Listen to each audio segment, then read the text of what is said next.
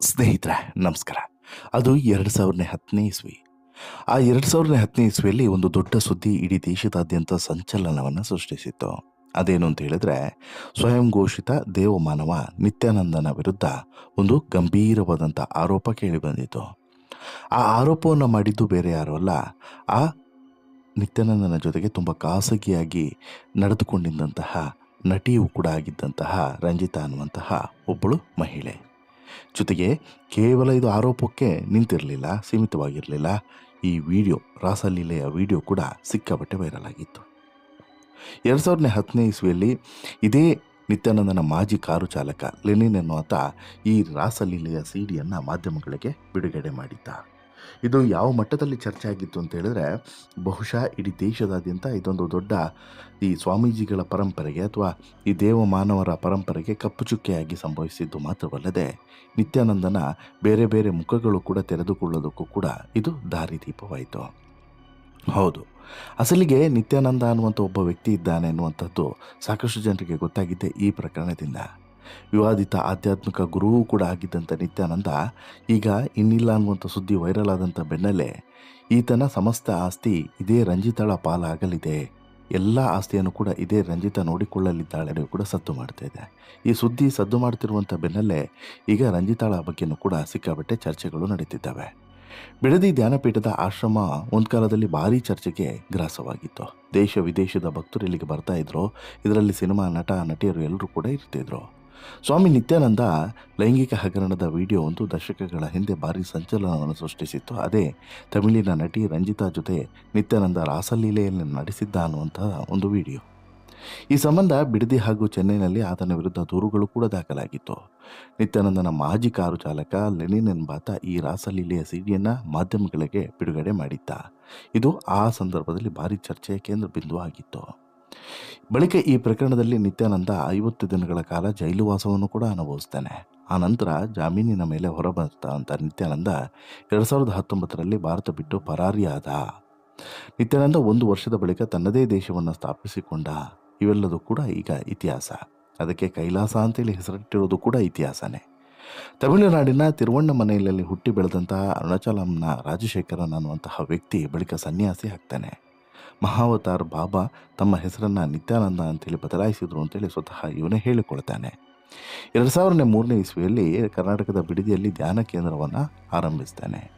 2010ನೇ ಇಸ್ವಿಯಲ್ಲಿ ರಂಜಿತಾ ಜೊತೆಗೆ ರಾಸಲೀಲೆ ನಡೆಸಿದಂತಹ ವಿಡಿಯೋ ಬಹಿರಂಗವಾಗಿತ್ತು. ಪ್ರಕರಣ ತೀವ್ರ ಸ್ವರೂಪವನ್ನು ಪಡ್ಕೊಂಡಿತ್ತು.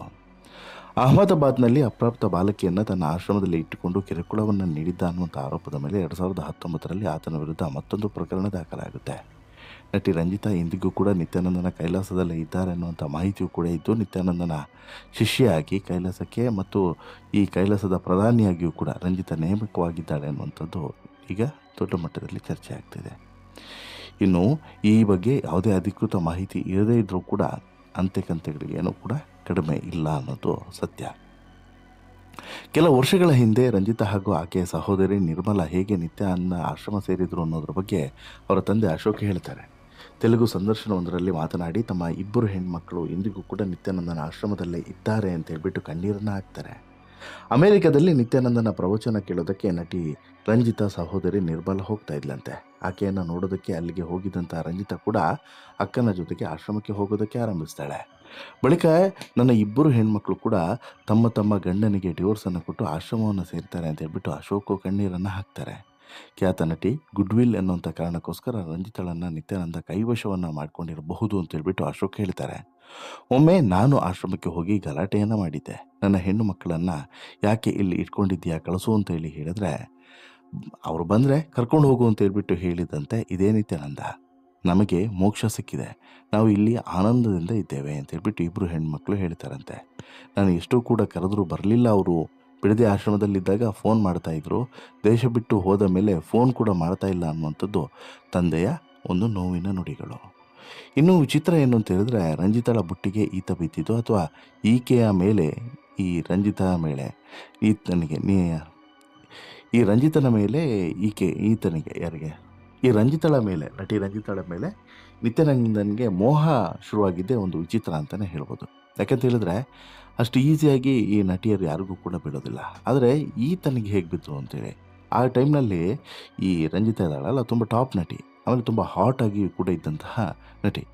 ನಿತ್ಯಾನಂದನ ಜೊತೆಗೆ ಈ ರಂಜಿತಾ ಹೆಸರು ತಳುಕೆ ಹಾಕಿಕೊಂಡಿದ್ದು, ಆಕೆ ಆತನ ಸೇವೆಯನ್ನು ಮಾಡೋದು, ರಾಸಲೀಲೆಯಲ್ಲಿ ತೊಡಗಿಕೊಳ್ಳೋದು ಇವೆಲ್ಲವೂ ಕೂಡ ವಿಡಿಯೋಗಳು ಕೂಡ ವೈರಲ್ ಆದಾಗ ಸಾಕಷ್ಟು ಜನರಿಗೆ ಶಾಕ್ ಆಗಿತ್ತು. ಏನಪ್ಪ ಇದು? ಏನು ದುರಂತ ಇದು ಅಂತ ಹೇಳ್ಬಿಟ್ಟು. ರಂಜಿತಾ ತಂದೆ ಅಶೋಕ್ ಕುಮಾರೇ ಇದ್ರ ಬಗ್ಗೆ ಸಾಕಷ್ಟು ವಿಚಾರಗಳನ್ನು ಈಗಾಗಲೇ ಹೇಳಿದ್ದಾರೆ.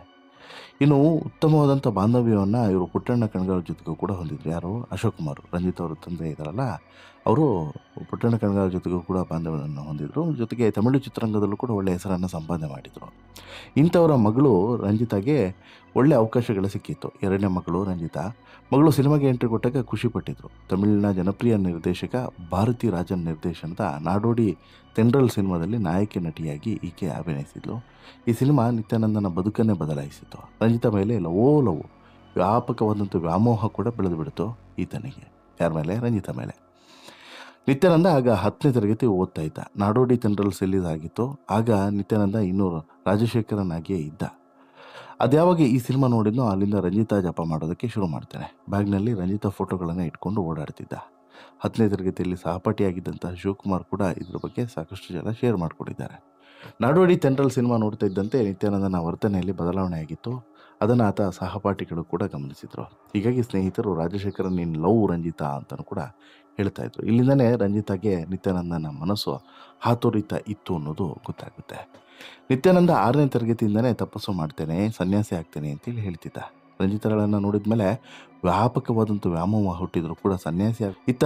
ರಂಜಿತಾ ಮಿಲಿಟರಿ ಆಫೀಸರನ್ನು ಲವ್ ಮಾಡಿ ಮದುವೆ ಆಗಿದ್ಲು. ಆದರೆ ಮದುವೆ ಬಳಿಕ ಗರ್ಭಕೋಶದ ಸಮಸ್ಯೆ ಎದುರಾಗಿತ್ತು. ಇನ್ನೊಂದು ಕಡೆ ರಂಜಿತಾ ಅಕ್ಕ ಮದುವೆ ಬಳಿಕ ಅಮೆರಿಕದಲ್ಲಿ ಇದ್ದರು. ಅಕ್ಕ ನಿತ್ಯಾನಂದನ ಭಕ್ತಿ ಕೂಡ ಆಗಿದ್ದರು. ಹೀಗಾಗಿ ಅಕ್ಕನೊಂದಿಗೆ ನಿತ್ಯಾನಂದನ ಆಶ್ರಮಕ್ಕೆ ಹೋದಾಗ ಅಲ್ಲಿ ಆಧ್ಯಾತ್ಮದ ಬಗ್ಗೆ ನಂಬಿಕೆ ಇರದಂಥ ರಂಜಿತೆಗೆ ಒಲವು ಮೂಡೋದಕ್ಕೆ ಶುರುವಾಯಿತು. ರಂಜಿತಾ ಹಾಗೂ ಅವರ ಅಕ್ಕ ನಿರ್ಮಲಾ ಇಬ್ಬರು ಕೂಡ ವಿಚ್ಛೇದನವನ್ನು ಪಡೆದು ನಿತ್ಯಾನಂದನ ಭಕ್ತಿ ಆಗ್ತಾರೆ. ಅದಾದ ಬಳಿಕ ಇವರು ಕಂಟ್ರೋಲ್ಗೆ ಸಿಗೋದಿಲ್ಲ. ಇವತ್ತಿಗೆ ಇದೇ ನಿತ್ಯಾನಂದನ ಪರಮ ಭಕ್ತಿ ಆಗಿರುವಂಥ ರಂಜಿತಾ ಮುಂದಿನ ಉತ್ತರಾಧಿಕಾರಿ ಆಗಬಹುದು ಅನ್ನೋದ್ರ ಬಗ್ಗೆ ಕೂಡ ಚರ್ಚೆಗಳು ನಡೀತಿದ್ದಾವೆ. ಏನಾಗುತ್ತೆ ಮುಂದೆ ಕಾದೋಣ. ಯಾವಾಗ, ಏನು, ಎಲ್ಲಿ, ಏನು ಅನ್ನೋದು ಕೂಡ ಗೊತ್ತಿಲ್ಲ. ಯಾಕಂತ ಹೇಳಿದ್ರೆ ರಂಜಿತಾ ಈಗ ಸದ್ಯಕ್ಕೆ ಅಲ್ಲಿನ ಉತ್ತರಾಧಿಕಾರಿ ಆಗಬಹುದು ಅನ್ನೋಂತಹ ಮಾತುಗಳು ಕೇಳಿ ಬರ್ತಿದ್ದಾವೆ. ಯಾಕಂತ ಹೇಳಿದ್ರೆ ಇವನು ಸತ್ತೋಗಿದ್ದಾನೆ ಅಂತೇಳಿ. ಹೌದು, ಅದು ಒಂದು ವೇಳೆ ಸತ್ಯನೇ ಆಗಿದ್ದರೆ ಆ ರೀತಿಯಾದಂಥ ಚಾನ್ಸಸ್ ಇದೆ. ರಂಜಿತ್ಗೂ ಕೂಡ ಒಂದು ಜಾಕ್ಪಾಟ್ ಹೊಡೆಯುವಂಥ ಚಾನ್ಸಸ್ ಇರ್ತದೆ.